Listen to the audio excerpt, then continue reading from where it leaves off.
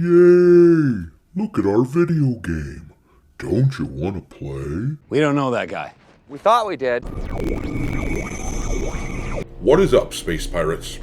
This is your Admiral, the compassionately cold-hearted Dr. Disaster. And when Insomniac came out with Spider-Man 2 a few years ago, a lot of people were put off by the fact that they shoved crap like rainbow flags all over in the game which could not be removed. It was a reminder of real-world shit plastered all over your escapism.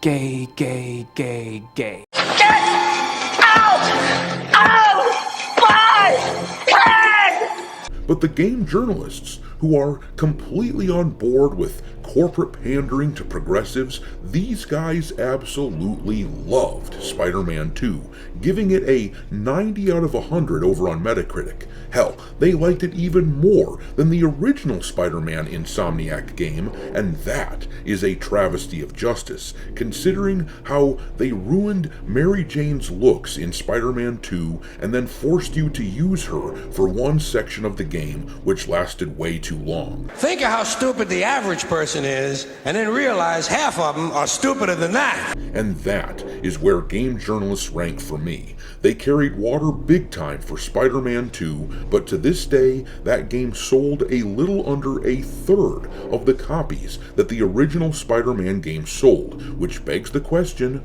why did that happen? I mean, they added Venom in Spider-Man 2 for Pete's sake. That should have been a huge draw. But why did it happen? Or here's another piece of data. The original Spider-Man from Insomniac, when it was released on Steam a few years ago, it peaked at 66,000 concurrent players. Not bad for a game that was about 4 years old at the time, but Spider-Man 2 only got 28,000 concurrent players on Steam when it was released earlier this year. Could it be that this woke shit that they shoved into the game ruined it for people? But that's simply not possible. Why isn't it possible? It's just not. Why not, you stupid bastard? Well, now that we have heard that Marvel's Wolverine from Insomniac is going to be revealed soon in the next PlayStation State of Play later this month, at least according to rumors, we are also hearing the rumor that playtesters really enjoyed this Wolverine game. In fact, game journalists are all writing this same headline, that Wolverine by Insomniac simply looks amazing. And the problem for them is that by now, we have seen what game journalists think about games like Spider-Man 2 or Dragon Age the Veilguard. They have lost their credibility to the point that by now, when they implore us to like something like Wolverine, loads of gamers are going to ignore what they say. Open your mind.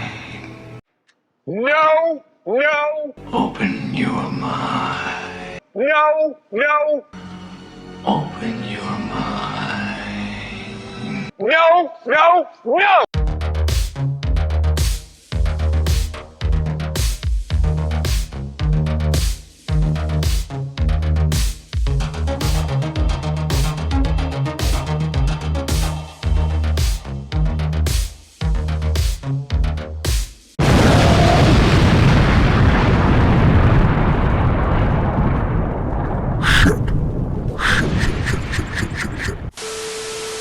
Alright me hearties, make sure that you hit the like button on this video, share it with your friends, and subscribe to the channel if you haven't yet.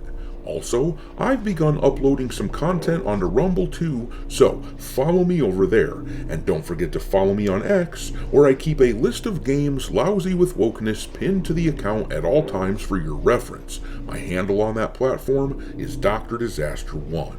Anyhow, let's take a look at what these game journalists are saying about this Wolverine game that's supposedly about to be shown off at the next State of Play. And of course, keep in mind that, as we discussed the other day, this is another Sweet Baby Inc. game. Their fingerprints are all over Wolverine, having come right out and said that they were working on the game in this post here on Twitter a few years ago before Gamergate 2 happened and they decided to go into hiding.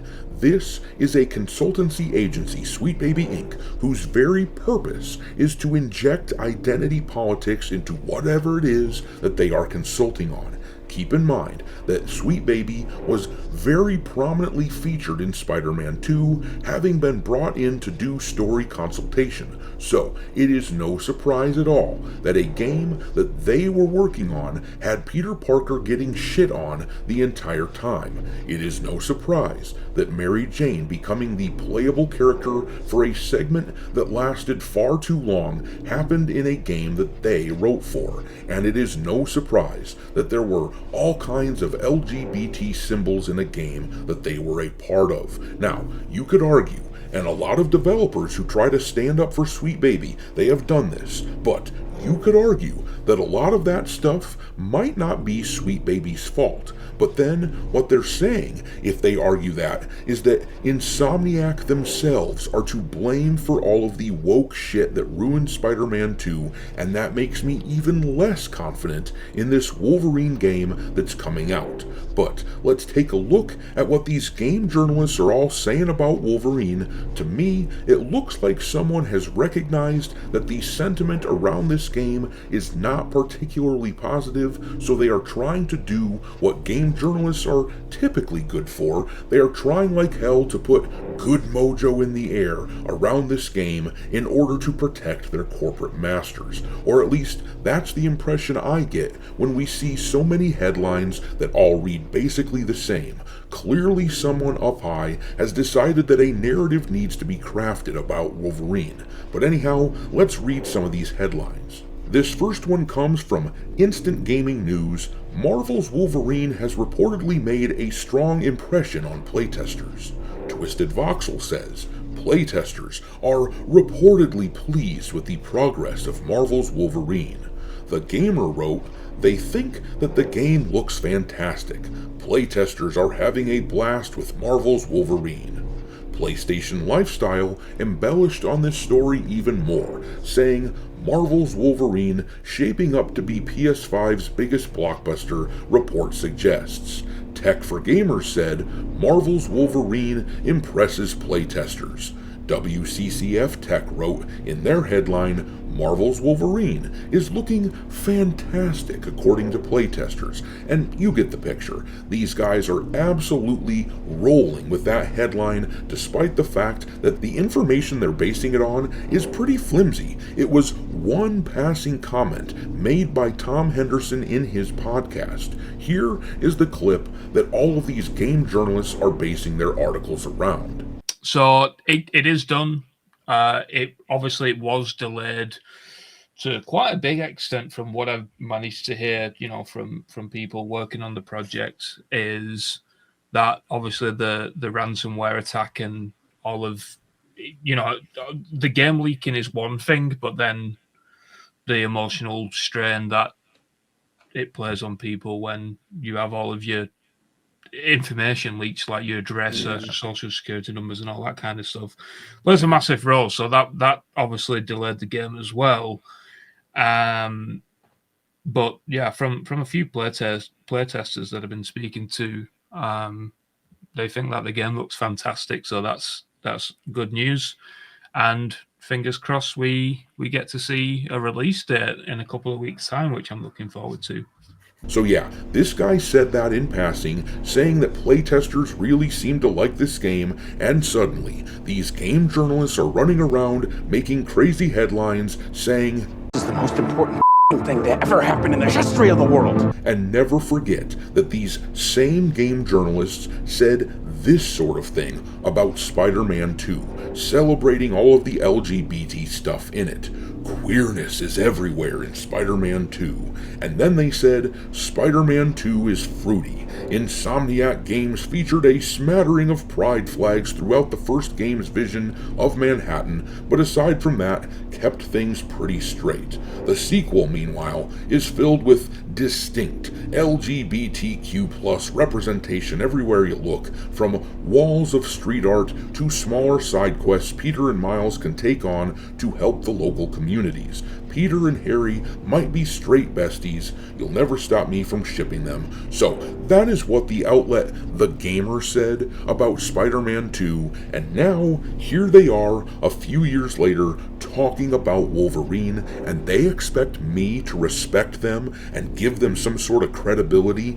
Absolutely not. I do not respect their opinions about video games, not in the slightest. I am not interested in Wolverine in the slightest, and nothing that they can say will absolutely ever change my mind. But I'm gonna leave it there. Drop your mockery of game journalists and Insomniac's games into the comment section below, and we will talk there. Thanks for watching, me hearties. If you haven't already, your Admiral is inviting you to subscribe to the channel and become a part of the crew. Life as a space pirate may not be glamorous, but there's always plenty of booty.